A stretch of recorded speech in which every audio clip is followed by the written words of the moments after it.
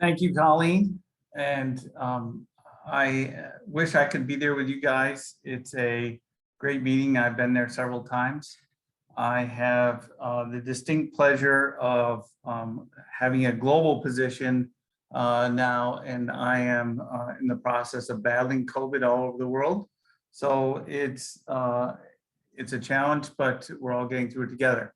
And the technology challenges that presented itself this morning at your meeting are sort of a sign of what we've been through in the last couple of years collectively as society or clinicians. I'd like to thank everybody, Encore Health, Zach, Colleen, and all the people behind the scenes, and certainly Jason, who's helped me figure out these technical issues to present to you today. But I certainly wish I was with you guys today, but hopefully next time I'll see you there. So today what I'm going to talk about is medical literature. All of you in clinical practice have been very busy for the last couple of years, and there's been a lot of great things that have been published that will impact care for 2021 and beyond. And this is a slide background that you can download for free, which shows this nasty little booger of SARS-CoV, and I thought it would be great for today's talk. So what's new and exciting in literature? All right, so everybody stay awake and smile, okay? Because I'm gonna give you bite-sized chunks of this. I'm not gonna bore you with a bunch of stuff. In our last 24 months, it's been an incredible journey for everybody in healthcare and especially respiratory care. Keeping up with published literature, even pre-COVID, was a challenge. This lecture will highlight the studies and published topics that may be used by practitioners. So I'm going to tell you a little bit about some cool literature that was published. I'm going to tell you where it came from. I'm going to tell you what it's going to mean to you in your clinical practice going forward. I have no disclosures. I have no conflicts of interest. This is all my own work that I've done. So as you all know, 2020 sort of knocked us sideways. And I kind of use these slides to demonstrate that. 2020 knocked us sideways, and then we came back in 2021 very strong, right? If anything, everybody bonded together in their new PPE, people worked together, clinicians had fun, we learned a lot, we did a lot, but it was challenging nonetheless. So this lecture encompasses the last 2 years of what's happened. So all great stories in the ER or a police intervention start with this saying of what happened was. And hopefully those of you who've worked in the ER or someplace else are familiar with this story. So we all got together, we all wore PPE, we flipped all our patients, we all got tested continuously, we all, and then we set up hospitals and parking garages and gymnasiums and things like this. And that's kind of, a high level view. One person here in North Carolina described it best. They said they felt they went to the state fair, they got on a tilt-a-whirl that went around in circles for a long time, or they went to Carowinds and they got on the loopy roller coasters that went around, or they said they went to the county fair and rode the roundup for months at a time. So hopefully you're recovering from all that, but that's kind of what the last couple of years have felt like in the hospital business. What's cool is there's been some public acceptance and public recognition of this. There's all kinds of t-shirts out there showing, 2020 was the year of the respiratory therapist.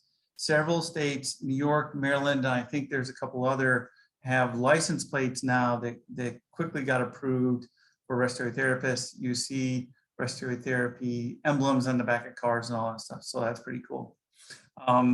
Many people have told me they've worn their scrubs out in public, and people have stopped and thanked them for their service and dedication to helping this, and certainly the public's certainly more aware of what's going on. But we're here to talk about medical literature. So if you close your eyes and remember way back when in 2019, right? 2019, Zach Gant and the great people at Encore Health provided continuing education in medical literature. The Tennessee Society provided, information, and all these professional organizations, including, the ARC. So those of you, hopefully all of you are members, you get Respiratory Care, CHEST, New England Journal of Medicine, the ATS, JAMA of the Lancet, Society of Critical Care Medicine, and Critical Care. And this is where the majority of literature comes from that influences our practice. And so practice change based on data is based on science. And so this is kind of what it looked like in 2019. It was the same old, and this is where the things came from that we would then talk about, and it would change or influence our practice or reinforce our practice. Well, along came COVID, and it is a global problem around the world. And I can tell you the hotspots today because I had the pleasure of talking to a couple of them. I would not recommend international travel right now for anyone, just because there's hotspots in different places all over the world. And that's because of variant and the virus and different people getting different vaccines or not vaccines at all. The other thing that happened is, respiratory therapists were splashed all over the news. That was cool. You see these three here. And I think they were in Utah, if I remember correctly, and they looked pretty happy, and they were kind of excited to have the cameras there, and everybody learned about respiratory therapists. Medical information was 724, and it was in the presses and everything else. There was a lot of medical information and not medical information. Medical journals got destroyed. They got destroyed because everyone was trying to publish. They couldn't find enough people to review the articles in a peer review process. They're months and months behind now, and I don't know if they'll ever recover.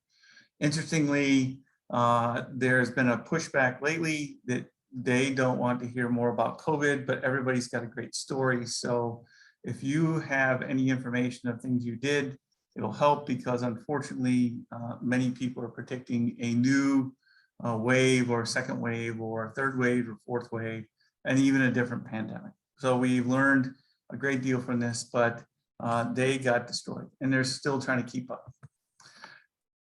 I said it was like drinking from a fire hose. Someone told me they felt like they were on the boat going to Niagara Falls. If you've ever been on this boat, Niagara Falls, you get really drenched, and it's kind of frightful. I would encourage you sometime in the summer months to go to Niagara Falls and ride on this boat. But that's kind of what it was like. There was so much information that happened in a very short period of time. What really happened, and what really happened fast, was medical information in 2020. And this happened right about January, February, March, is social media became one of the best ways to get things out. People were talking to people they never knew before. And there was a lot of people that were publishing their experiences, publishing what was happening in their hospitals, et cetera, et cetera. And that took place in the form of, Facebook, Twitter, Instagram, email, you name it, it was happening. And everybody was watching it and seeing it. And there was, peer-to-peer information that was being shared very quickly outside of the usual channels of the medical journals. All congresses, all meetings got canceled or were virtual. There was sort of low attendance because everybody was busy, or they weren't interested in attending a virtual meeting. But that's kind of what happened. And it was fascinating to watch and see. The literature impacting respiratory care, I broke down to these for 2020 and 2021, are pulse oximetry, prone positioning, high flow nasal cannula, mechanical ventilation, ECMO, and burnout. And all of these became very prominent during the COVID pandemic, and there was a lot of information published during that time. And there continues to be lots of information published on all these topics. So we're going to dive into these and look at them from a brief overview, and I'll give you sort of lessons learned versus digging into all the different studies published. Pulse oximetry. In 2021, there was 993 published papers in PubMed. So it was amazing to see how it really sort of took off. And the topics that were covered were neonatal intensive care unit, anesthesia, obesity, critical care, liberal versus conservative oxygenation, high flow nasal cannula, cystic fibrosis, cerebral monitoring, sleep medicine, sickle cell, COPD, vaping. If you remember 2019, vaping was our biggest epidemic, and that was happening, and it's still a problem. And so is a lot of other health related problems because of COVID. But remember, that was the big news, and then along came COVID. Wearable devices, home monitoring, and then COVID-19. So COVID-19 certainly is the big one. And oximetry comes in lots of forms, and several of us remember when all we had is one version of an oximeter. Now there's many. If you know this, you can buy pulse oximeters on Amazon. You can buy them on Groupon. You can buy them at Walmart online. You can buy them at Target. And actually last week I was in Aldi and they had a pulse oximeter too. So we have to be very careful with each version of those. And I'll talk about that more in a second. But what happened was the pulse oximeter became a very great tool for everyone because it was this silent hypoxemia during COVID. We had all these people who didn't look in distress, but they were profoundly hypoxemic, and they were the ones that were scaring us the most. So don't look at the plot. It just shows you that these people who had, that weren't in distress, they didn't have a high respiratory rate or anything like that, but they had really profound hypoxemia.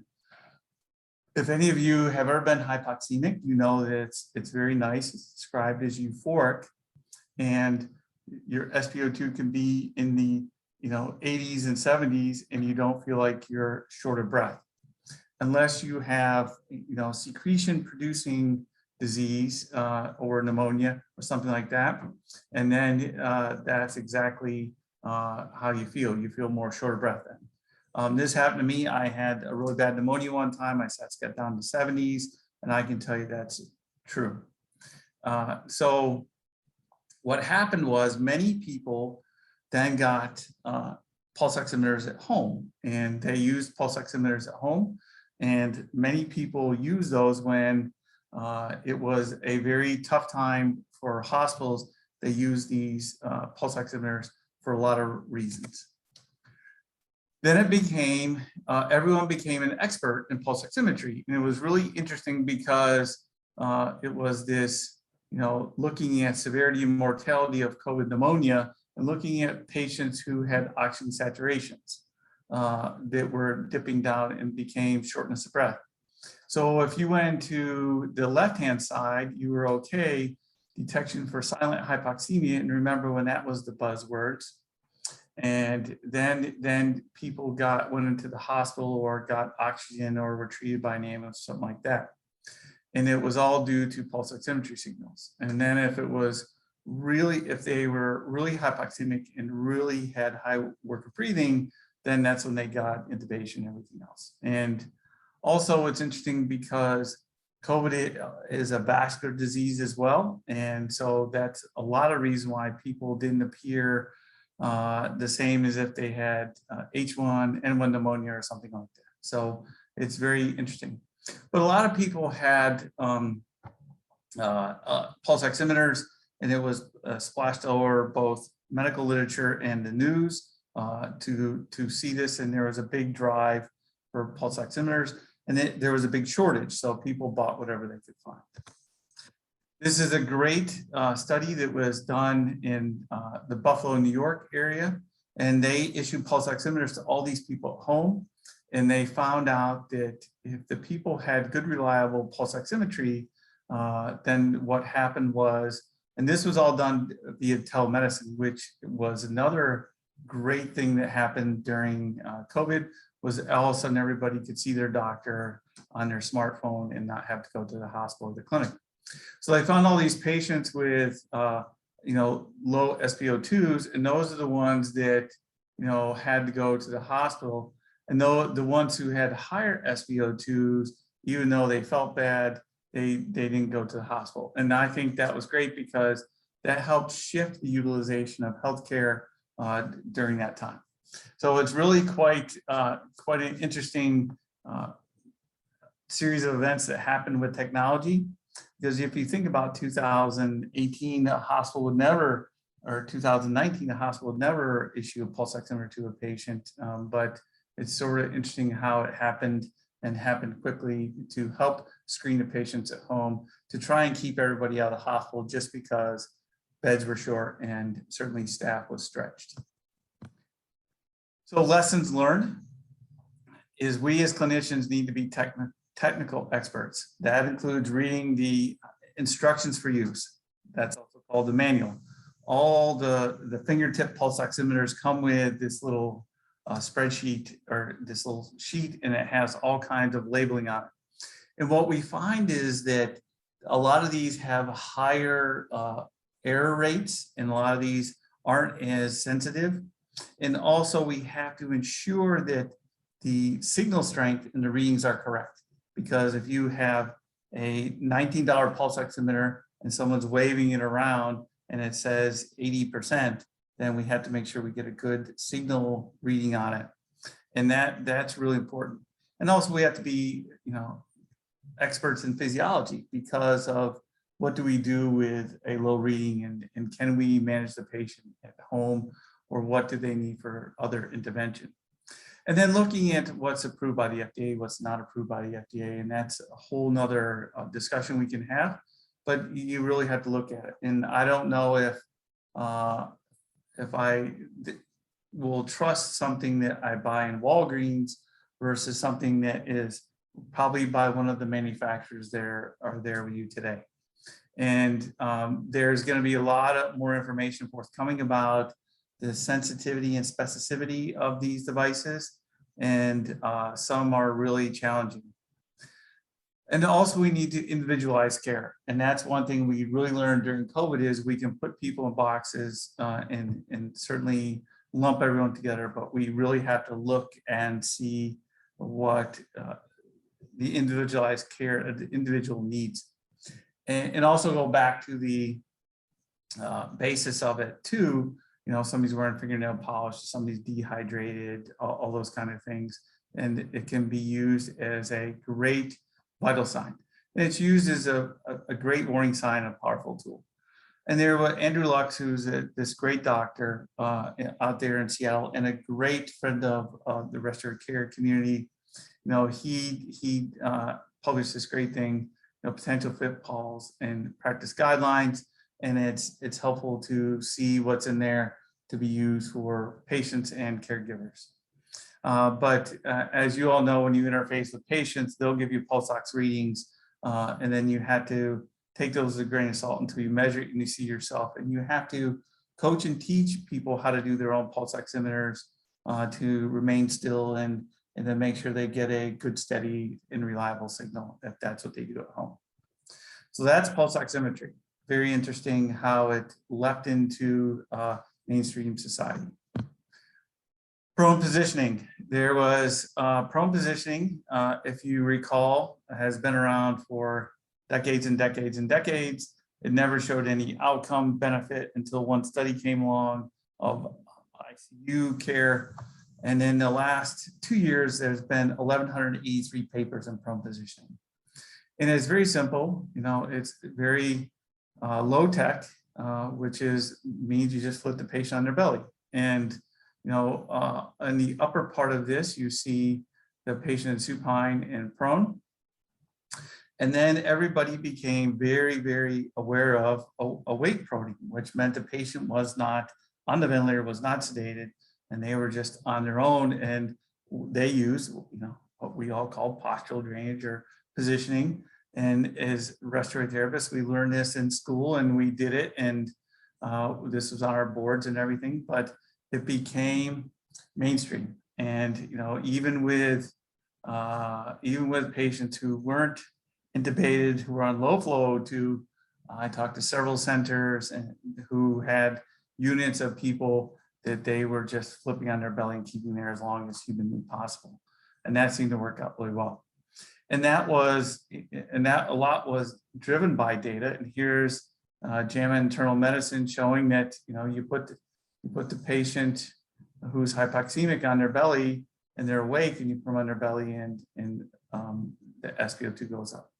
A lot of that is ventilation, a lot of that is perfusion, VTU matching, all that stuff, especially if they have got a lot of secretions, and then away it goes. So it's really kind of fascinating, and it's one of the best things that can be done. But it doesn't, as you all know, it doesn't come without distinct challenges. And there was a lot of people who wrote about it, that it was coming with challenges. Before that, one of the challenges that people had in the ICU, besides proning, was ambulating the patient on a mechanical ventilator. And that was, a lot of people didn't do that because of staffing issues, et cetera, et cetera. So, and then a lot of people formed teams, and they formed teams to do this proning because it requires many people, and it requires everybody to have a role in the respiratory therapist role. It certainly was securing the endotracheal tube, making sure things didn't come out, and making sure that when the patient was flipped over, the ventilator was adjusted right, or any other settings were adjusted, but the airway stayed in place. And if you've ever experienced dislodgement of an endotracheal tube, turning a patient over to prone is a terrifying experience, because trying to intubate somebody in a prone position is a disaster, and you have to flip them back, and it's a real big problem. So there was many people who did it, and there was certainly people publishing this all day long, where they developed these prone teams, and everybody in the prone team ran to wherever they were called, and they were the experts who would flip patients back and forth. And I think that's a really good idea. The problem with that is you got to have extra staff to do it. And people published it, especially as more positive and encouraging news came out about proning these patients and having better outcomes. And you see, here's one center that published it, and they skyrocketed it, the number of pronings per day, and they were flipping people back and forth. So it was very involved. So now we've got a bunch of prone experts. So the lessons learned there is, one good turn can change a patient outcome, whether they're awake or not. Proning can be done by patients and encouraged to do so. And in ICU patients is a team sport, just because you've got to have emergency plans in place. If a patient has a cardiac arrest, you have to flip them back, and you have to have all kinds of emergency measures in place. Staffing is everything. You have to have people to do this, and especially if you have people with limited mobility or people that have higher body weight, you need many more people, much stronger people to do it. The PF ratio provides results of this intervention, so it can be quick and done. That can be substituted for SF ratio, which I had before, meaning the pulse oximeter can be used for that. And you should record and review all your activities to figure out what's gone right, what's gone wrong. There's plenty of people who publish procedural checklists to say, okay, let's have a timeout before we do this, and go ahead and do this. And after everybody is on the same page, you can do it. Prone champions have emerged. There's people who have come to light in many fields, who have really studied this well and are showing the benefits of proning. And you'll hear more about that in the future. This is a multidisciplinary event too, because everybody has to participate and collaborate, which means all hands on deck. And this is, nurses, MDs, respiratory therapists, anybody who's around who can do something. It takes a village at times to prone someone. And so that means all hands need to be on deck. Proning outside the ICU is real, safe, and effective. So for any hypoxemia or anything going forward, I think that this will be more and more seen. High flow nasal cannula. Surprisingly, there was only 555 papers published on this topic. And this is the one that caught my eye. And this describes respiratory therapists, and also the last 2 years, only those who attempt the absurd will reach the impossible. I think that's good. And it's a case report of this high flow nasal cannula oxygen therapy alone during weaning after extubation in a patient with tuberosis, sclerosis, and complex, and I can't even pronounce that last name, but this patient had multiple medical problems and airway problems. And so I never heard it, but I thought the name alone, the title alone, I thought was fascinating. And it's described kind of what respiratory therapists do. We're all a bunch of MacGyvers, and with a couple of 15mm adapters and some pink tape, we can create anything. So, but there was lots of controversy because it was, is high flow nasal cannula a hero or a villain during this time? And I'll show you why. And a lot of people combined the two. This is Stefano Nava and Sahul Roof, and these guys, and Nick Hill. So these are all big name people who talked about high flow non-invasive ventilation and awake proning, so they combine their therapies. So you can see how all these things I'm talking about are related together. And they published this great paper about it and showed this guideline. And the guideline is, step one, and there's SpO2 in there. Is it worsening hypoxemia?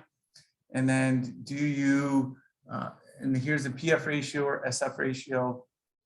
And then there's non-invasive strategies, and then you put them on high flow nasal cannula, you do awake proning, you do non-invasive ventilation. If that doesn't work, you put them on non-invasive ventilation. So, this is kind of the pathway everybody was following. It was just nice to have this sort of guidelines, and they put a little bit of the SpO2 ranges in there as well. But you can see that this is the pathway that we've all done for a long time, and it made sense. But it was interesting to see how this became part of clinical practice guidelines.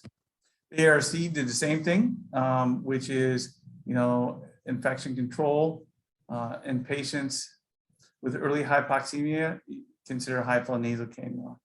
And then non-invasive ventilation got a bad rap during this time just because of the leaks around the mask and everything. And it was hard to scavenge that gas or filter that gas to prevent environmental contamination to you all. And there are several documented cases of occupational exposure by all healthcare providers and people getting sick and or dying, which is very unfortunate. And then there's also the mechanical ventilation suggestions during that time. But it was, high flow nasal cannula first thing. And we all know why. High flow nasal cannula provides oxygenation. It provides a little bit of nasal or lung CPAP or positive pressure. And it also provides great humidification to move lung secretions. So what everybody figured out to do is just put these people, put a mask over them, and then that helped reduce any flow of gas out from the patient and help contaminate any COVID at any time. So that was really cool. And this was a great study done, and it showed where if you're on a high flow nasal cannula, and they use exhaled smoke dispersion during different oxygen devices, and that was used as a surrogate for COVID. And you can see that this is the distance in centimeters if you had someone at 60 liters a minute. It's smoke, is certainly not the same thing as a virus, but at least it shows how if you're a little bit farther away and how far away things can go. And you can see that if you're on a Venturi mask and it's much farther distance dispersion, and certainly a Venturi mask at 40% versus even 60 liters a minute of high flow nasal cannula. So it helped resolve a couple of fears. Then Brian Walsh and his team, which great to have a respiratory therapist publish this great stuff. And this is a fascinating study looking at high flow nasal cannulas and how with no mask, putting just a plain surgical mask on a patient. If you have a 40 liters a minute, it sprays out. And then if you have them put a mask on them, a surgical mask, it contains everything. And this is more to help prevent the spread of an infection. So it's to protect you, the caregiver, versus help the patient in any way. So it's very fascinating. So lessons learned. It's a hero, right? There's a lot of people who manage many patients on high flow nasal cannula and proning, and it's growing in popularity. Along the way, many devices popped up. The research and evidence is growing. It's safe, it's effective. If you haven't worn it, I would encourage you to go back to your hospitals and try it on each other. It's quite a fascinating feeling because you can be on 30, 40, 50 liters a minute and you don't feel it. A good game to play is have somebody set you up on it, and then you have to guess the liter flow. There haven't been very many negative results, meaning that there is not a lot of evidence showing it causes harm. If anything, people wait too long at times where the patient will be on 90% FiO2 and 60 liters a minute and have low SpO2s, and they won't be able to oxygenate the patient, and they wait too long to intubate. And then the intubation comes with a little bit of hypoxemia.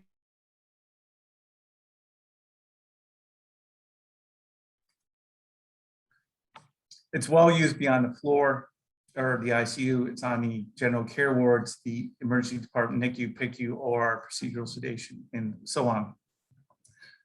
There's a growing trend where people will use high flow nasal cannula during intubation versus bag mask. And there's evidence for that because then it gives the intubator longer time to view or intubate the patient, use the cords, and versus having a bag mask situation. So yeah, that will be next year's talk.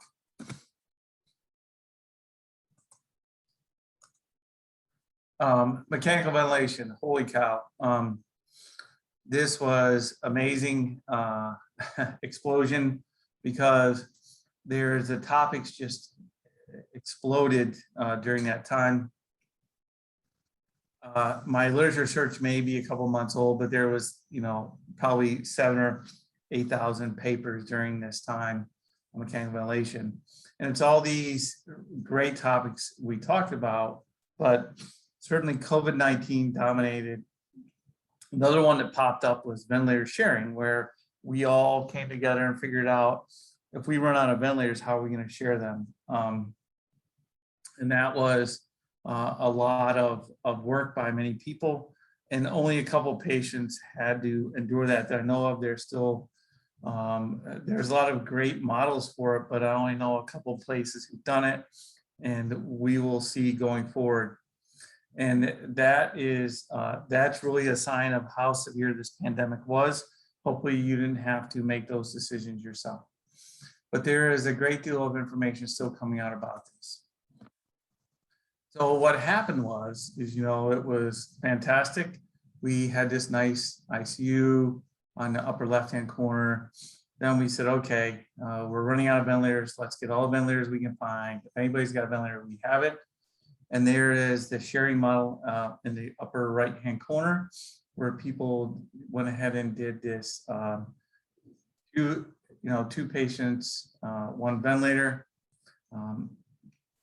And then what happened is all of the tinkerers or engineers in the world came together to make some kind of ventilator, right? Because we all thought we're going to run out of ventilators, and it was very well published that there were shortage of ventilators in multiple states, including New York and Georgia. I don't know what the Tennessee demand was, but states emergency services were trying to buy 30,000 ventilators at a time, and there was less than 3 available because they were all bought up.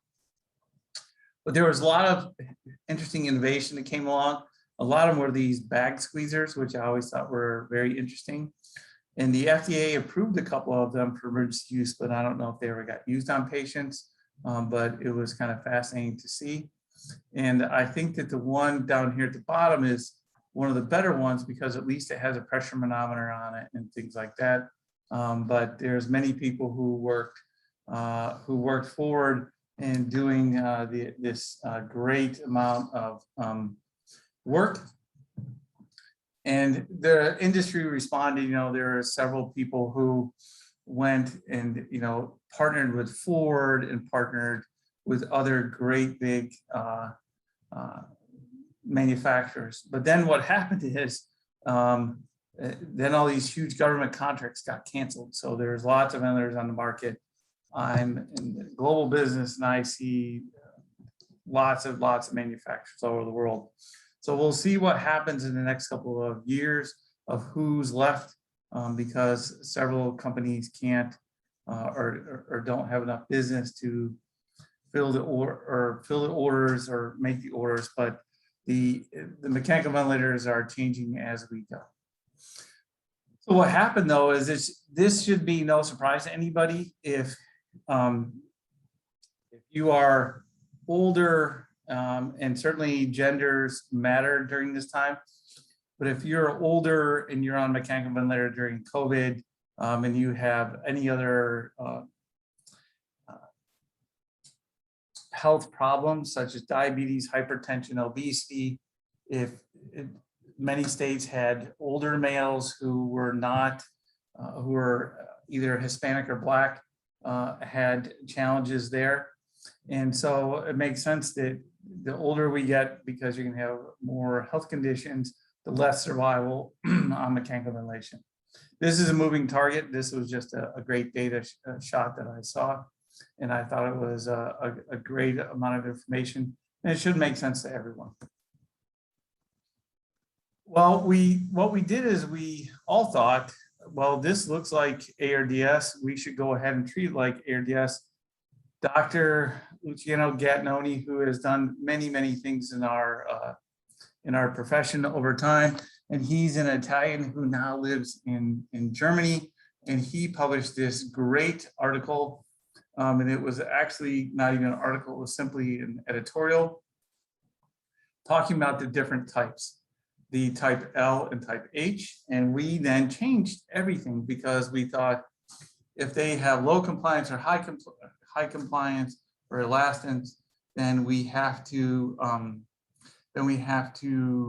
go ahead and change the way we treat these patients. So one size doesn't fit all in the name of treatment. So this was great, and the day after this was published, everybody changed the way they did things. It was a light bulb moment in the profession.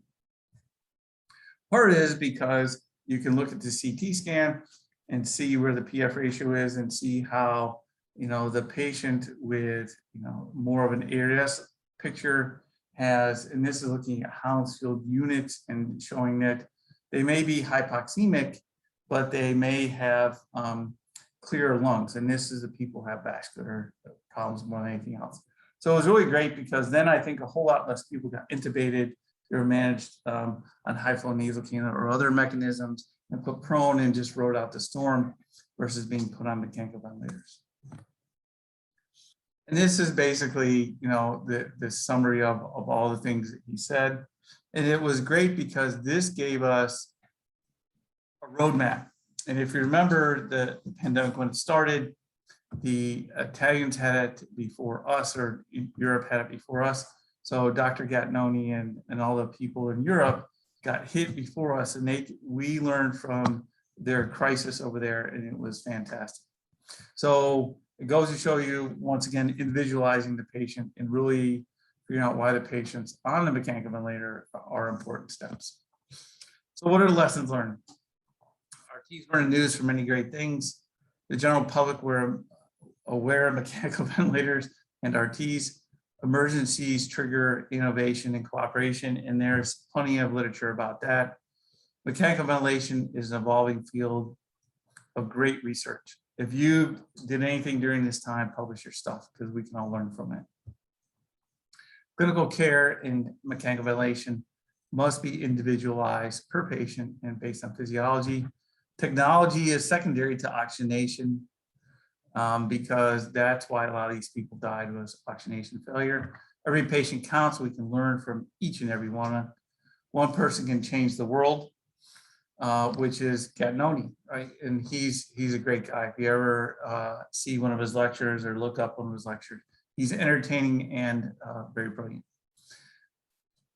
Evaluate new devices with a scientific eye, because there's a lot of devices that came out that failed and patients died. That didn't happen in the United States, but it happened in other parts of the world.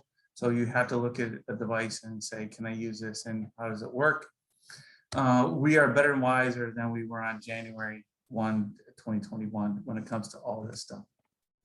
What about ECMO? And in the beginning of the pandemic, ECMO was rationed because all of the resources, all of the equipment had been gobbled up with other countries that got COVID before us. So many centers were not using ECMO on patients just because they had high mortality, and they realized that ECMO was very labor consuming. They didn't have enough people to do it and everything. So there was this unintended rationalization or rationing of ECMO, and a lot of people took a harder stand to it just because we would have put all these patients on ECMO, and there's no way you could do that, even in the hospital. So there wasn't discrimination against any patients, just how it all worked. So it was great amount of research in this. And at first people said no, and then over time they figured out exactly how to do it.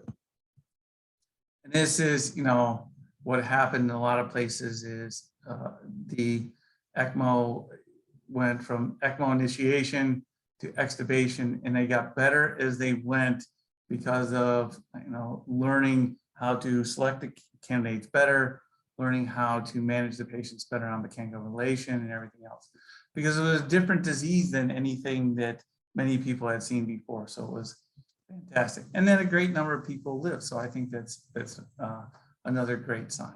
So although many people died, there was many people who were very, very, very, very sick who survived. And it's because of the persistence and the innovation and the not giving up by all of you and many people in the field. And this was, the case registry, and you can look and see, and this is still being reported. And this is, number of confirmed COVID cases, and you can see there's, 53% survival. And these are people with really, really serious lung issues. So this is going to be great to see when the final tally comes in.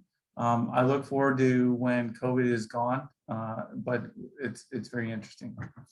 Also, what happened is many centers opened up new COVID areas during that time. Now what's happening is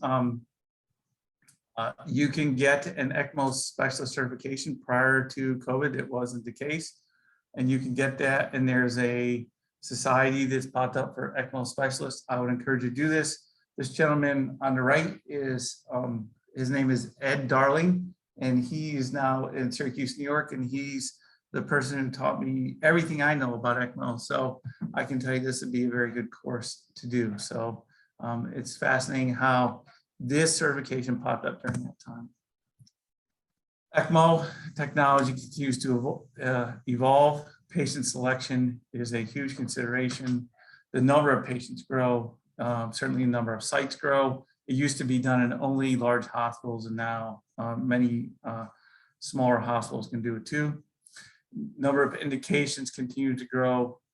It is the definitive treatment because a lot of times it's ECMO and or death, right? So a lot of times somebody will go on low flow nasal cannula, then high flow nasal cannula, non-invasive ventilation, then mechanical ventilation, then ECMO, and ECMO is the end of the line. There's no certification. It is a huge multidisciplinary team sport. It involves perfusionists, respiratory therapists, certainly lots of physicians, and a group of people. The LSO registry is great because it refines a practice, and it's a great group of people. Techniques are always being evaluated and refined, and that's what's great, is nobody really accepts what's published. They are always trying to make it better and faster and smaller. And there is, this is a tremendously expensive endeavor. Some of these circuits are very expensive, but it's life support. So you have to have a big budget in order to begin. Now let's talk about burnout, because this is more of a humanistic thing that's happened over time. And there's a lot of people who've left medicine, retired medicine. I got an email from somebody the other day who said that they haven't had a day off in 2 years. They're going to be in the Caribbean for a couple weeks. And so I think it's a real problem. And hospitals were stretched beforehand, but the COVID really sort of made things crazy. And some hospitals were hit hard with patient population, just skyrocketing with all these COVID cases. And other hospitals weren't as busy, but because they went into lockdown, then staff got laid off. So it was multiple things that happened. And this was a great survey that was done by Randy Curtis' group. And it showed, this had respiratory therapists in there and everything else who had, high burnout. And, burnout is a big thing. My colleague at Duke, Andy Miller, he's studying this a great deal, and you can look for his papers forthcoming on this. And how do we recognize it? How do we prevent it? All those things. So this morning, this arrived in my email. Burnout among healthcare workers hits crisis level. Staffing was a problem beforehand. Staffing is a huge problem now. I'm concerned too that not a lot of people are coming into the field, so it's going to be a challenge. So it's a real big deal.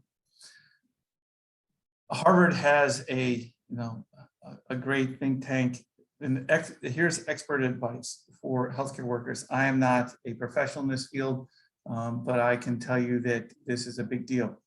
Is remember your mission, and I came up with an acronym a long time ago, PPF, put patients first. And when you do that, it's much easier to remember why you go to work every day. You build resilience, and there's lots of things you can do for that to build resilience. And a lot of hospitals have a great support system now to help with burnout. You focus on the present. I always tell people it's just like having a baby or a puppy. Is if I can just get through the next minute, the next 5 minutes, next shift, next 4 hours, whatever. Be realistic and stay positive. Practice self-care, and this is one of the biggest things, because there's a lot of people who unfortunately have destructive habits, and that's not good. And then gratitude towards each other, one another. And I think if anything, it's brought profession and multiple professions closer together. So in the lessons learned, this is a big and well-recognized issue. I showed you today was a day where it came out. I got a notification in my email about it just this morning. There's been increased discussion the last few months because hospitals are now charged with helping people who are there and then trying to recruit new staff. It's not only RT specific. Recognition is easier than solutions, because sometimes people unfortunately have to leave the field in order to get over it.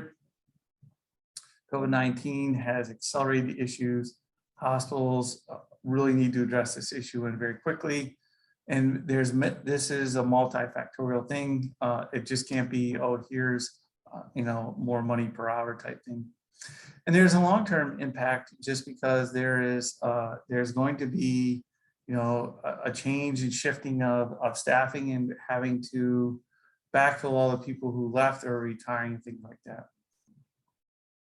And there's lots of causative factors, and a lot of people are saying we just need more staff, and that would help a great deal.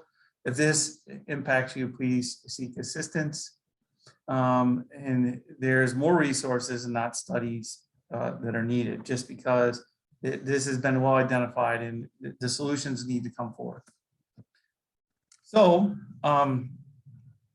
with that, this is what the literature looks like in 2021. It's all over the place in different forms and fashions. Hopefully, I've given you sort of a high-level view and updates in the field, and you can take some of that back to your hospital, or you can ask, how has my hospital changed in the last 2 years? The other thing is, here is my final slide, and I thank you for your time, because here is, the t-shirts that came out as the ones who saved the world. So hats off, standing ovation to everybody who participated in this effort. I thank you, and if I have any time for comments, I would appreciate it. Thank you, Mike. Does anyone have any questions for Mike? A great presentation, and I love that t-shirt. Thanks, Mike. Thank you, everybody. Have a great day.